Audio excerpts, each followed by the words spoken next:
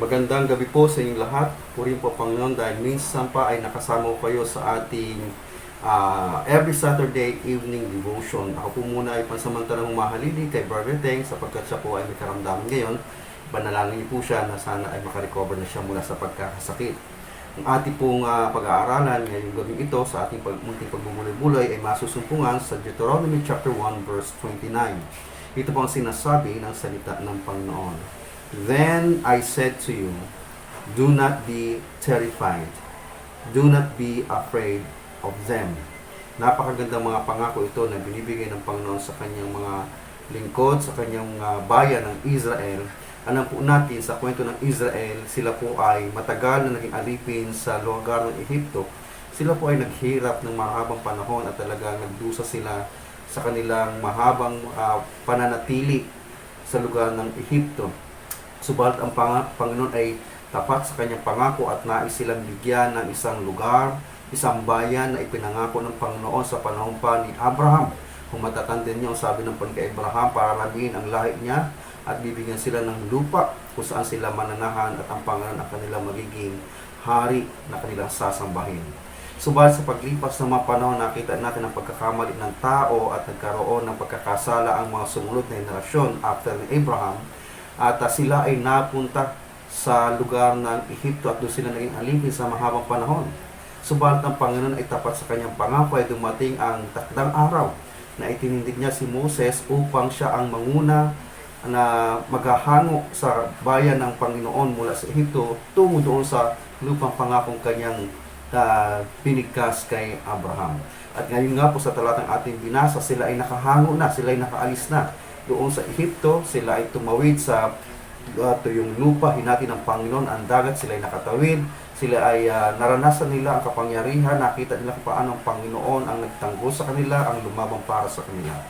Subat ang pangako ng Panginoon kay Abraham ay isang bahagi pa lamang ang nagkakaroon ng katuparan. Ito yung pagiging maraming lahi na bumula sa kanya at ang Israelita po ay sa panahon ito talagang marami na sila, dumami na sila, ang kanilang bayan ay lumaki na, ang kanilang lahi ay lumalaganap na. Subalit wala silang bayan kung saan sila ay mananahan at sasamba sa Panginoon.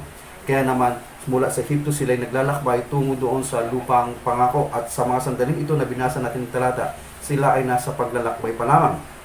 At ang Panginoon ay muling nagpaalala sa kanila na ang Panginoon ay magiging kakampi nila sapagkat doon sa lupang pangakong kanilang titirhan, meron ng mga nananahan doon at meron ng mga taong matatagal nang naroon na kung titignan sa pakikipaglaban ay mga mahuhusay, may mga kaalaman sa pakikipaglaban, subalit itong mga Israelita ay wala silang kasanayan sa pakikipagdigma. Kaya alam ng Panginoon na nandun marahil ang kanilang magkakaroon sila ng takot sa pagharap sa mga magiging kalaban nila sa pagposes nila ng promised land. Subalit ang sinasabi ng Panginoon sa kanila sa chapter 1 verse 29, ang sabi ng Diyos sa kanila sa pamamagitan ni Moses, then I said to you, do not be terrified. Huwag kang matatakot. Huwag kang masisindak.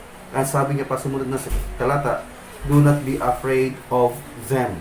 So, napakalaki po ng bagay na pangako ito ng Panginoon. Ang sinasabi niya ay, huwag matatakot. Okay?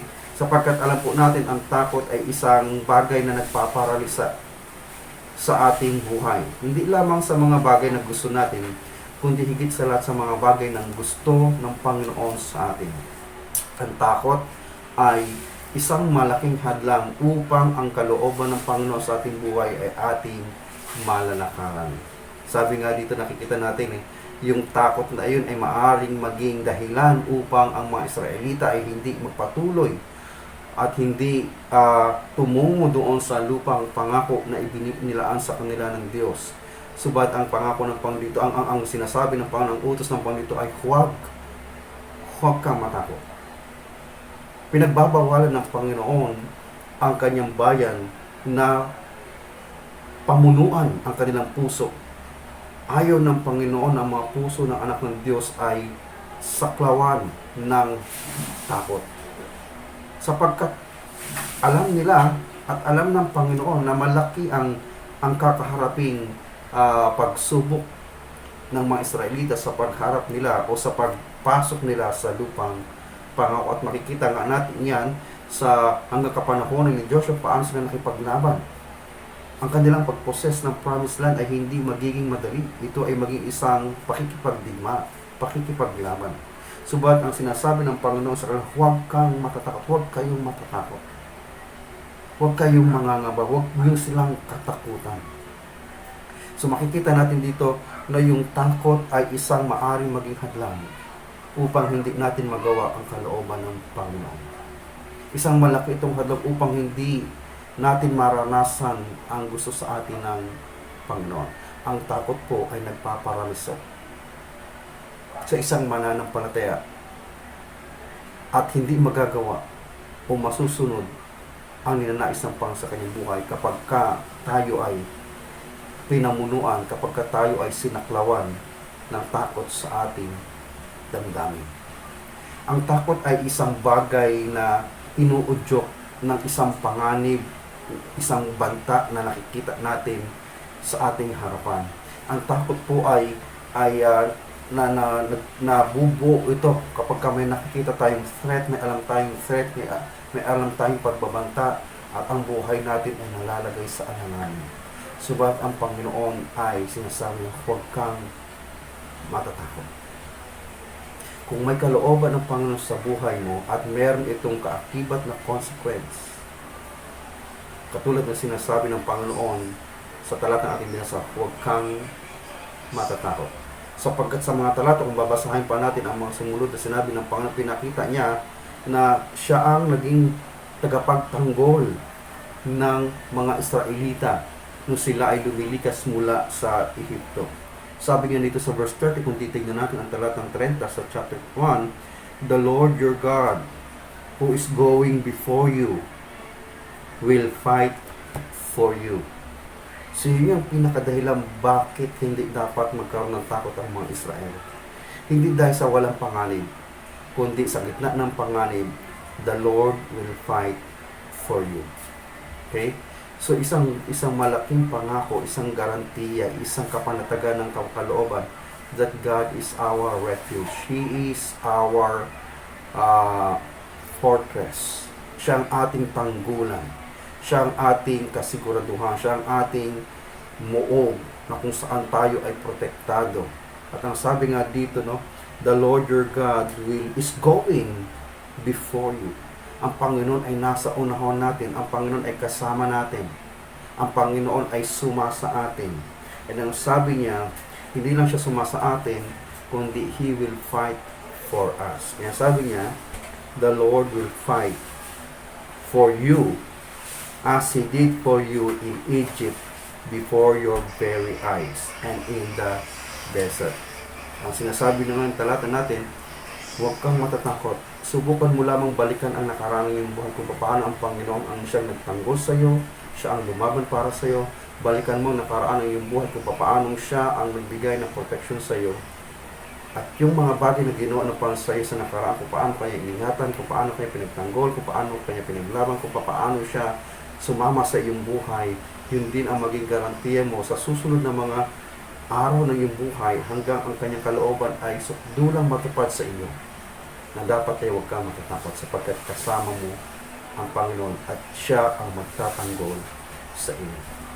Bilang mananampalataya, ano ba ang iyong kinakatakutan ngayon? Ano ba ang bagay na pinangangambahan mo ngayon? Alam niyo sa talatang ito na sinasabi natin na ang Panginoon ay nais niyang tuparin ang pangako niya kay Abraham. Anong pangako niya kay Abraham? Sila ay dadami ng lahi at magkakaroon sila ng isang bayan na ibibigay ng Panginoon kung saan sila ay sasamba sa Panginoon. Subalit sa mga sandaling ito, wala pa sa kanila ang lupang pangako. Kailangan nilang puntahan yun, subalit may mga panganib silang susuungin. Pero sabi ng Panginoon, sasamahan ko kayo, ipagtatanggol ko kayo, ako ang makikipaglaban para sa iyo. Ano nakikita natin dito? Na ang katuparan ng pangako ng Panginoon kay Abraham ay nakasalalay hindi sa kamay ng mga lingkod niya. Nakasalalay hindi sa mga bayan, sa mga taong pinangakuan niya. Kundi ang katuparan ng pangakong ito ay nakasalalay sa ating Panginoon. Nakasalalay sa kamay ng Panginoon. Maliban na ang Panginoon ang siyang magtanggol, ang siyang makipaglaban, ang siyang manguna sa bayang Israel, hindi sila makakarating sa bayan, sa lupang pangakong iyon, sapagkat Pangungunahan sila ng matinding takot. Subat ang kaganda sinasabi ng Panginoon, yung pangakong ito na magkakaroon sila ng isang bayan na kanilang tatahanan upang sumamba sa Diyos ay magkakaroon ng katuparan. Kahit na maraming mga balakid, ang Panginoon ang mangunguna sa kanila, ang Panginoon ang magtatanggol sa kanila, ang Panginoon ang magiging kaligtas nila, ang Panginoon ang magiging tagapagtanggol nila, hanggang ang panahon na sila ay manahan sa loob ng pangako ay magkaroon ng katuparan. Makikita natin ano yung biyaya ng Panginoon na lahat ng plano niya sa ating buhay ay nagkakaroon ng katuparan dahil kanyang sinisigurado na siya ay involved, siya ay actively working upang ang kanyang pangako na binitawan noong paman ay magkaroon ng katuparan para sa kanyang mga anak. Kaya ang sabi ng Panginoon, huwag kang matatakot. Ganon din ang sinasabi niya sa mga talata ito, huwag matatakot. Kaya nga ating tanong kagalingan, meron ka bang kinakatakutan? Meron ka bang kinakapangambahan? Meron kang alam na kalooban ng Panginoon sa iyong buhay, subalit may pangamba ka sa iyong puso. Alam mo ang direksyon na tinatahak mo ay kalooban ng Panginoon. Subalit maraming agam-agam, maraming kaguluhan, maraming pangamba, may takot, may pag-aanilangan sa iyong puso. Ang talatang ito ay para sa iyo. Kung alam mo na ang gagawin mo ay kalooban ng Panginoon, kung alam mo na ito ay naayon sa banal na kalooban ng Panginoon, tulad na sinasabi ng talata, huwag ka matatakot. Hindi dahil sa walang panganib kang dadaanan, hindi dahil sa walang pagsubok ang pagdadaanan, huwag ka matatakot hindi dahil sa walang mga challenges kang maranasan, kundi ang sinasabi ito, huwag ka matatakot dahil sa kabila ng may mga challenges, sa kabila ng may mga trials kang pagdadaanan, sa kabila ng may mga difficulties kang dadaanan, ang pangako ng Panginoon, He will go with you. He is going before you. And He will fight for you. He will always be with you. Yan ang pangako ng Panginoon sa kanyang mga anak bago siya umakyat sa langit. Sabi, ipangaral niyo ang kanyang salita, gawin niyong disipulo ang lahat ng mga bansa, at ang pangako niya, I am with you always. I am with you always. Kaya ngayong gabing ito, kung meron kang isang bagay na kinakatakutan, kinapapapangbahan, kung malinaw sa iyo na ang iyong ginagawa ay kalooban ng Panginoon, kung malinaw sa iyo na ito ang pagkakatawag sa iyo ng Panginoon, kung malinaw sa iyo na ito ang direksyon na nais sa iyo ng Panginoon, kahit na may mga challenges ka pagdadaanan, kahit nakikita mo na merong difficulty kang mararanasan, ang sinasabi ng Biblia, do not be afraid. Huwag mo silang katakutan. As long as you are with God and God is with you, do not be afraid. At sa dulo ng iyong buhay, titiyakin ng Diyos na ang kanyang plano ay magkakaroon ng katuparan sa iyo. So ngayong gabi ito, ipagkatiwala natin ang ating buhay sa Kanya. Ipagkatiwala natin ang ating sarili sa Kanya. Ipagkatiwala natin ang ating mga hakbang, mga plano sa Kanya. Subalit ang akin lamang paalala, kung ang plano mo ay hindi kalooban ng Panginoon, doon ka matakot.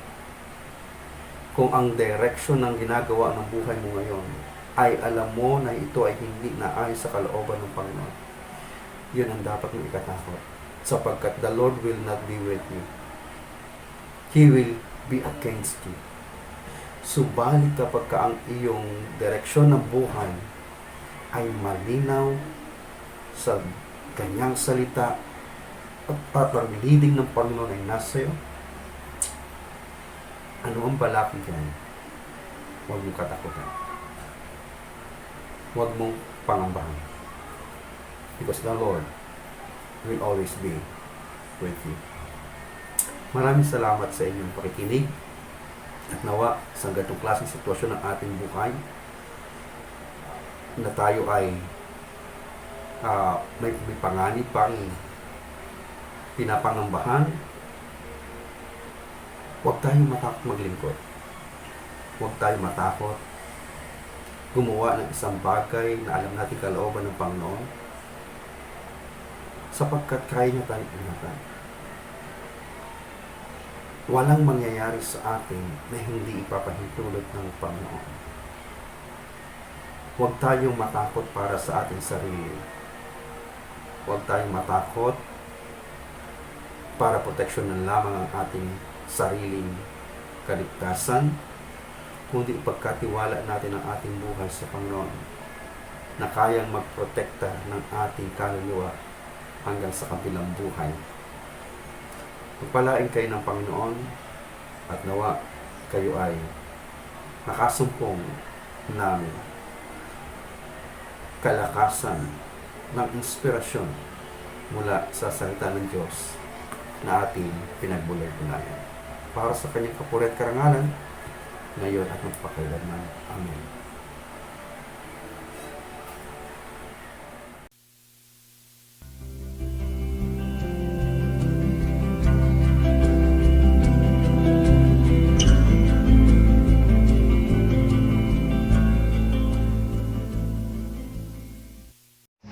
Tayo po ay manalangin.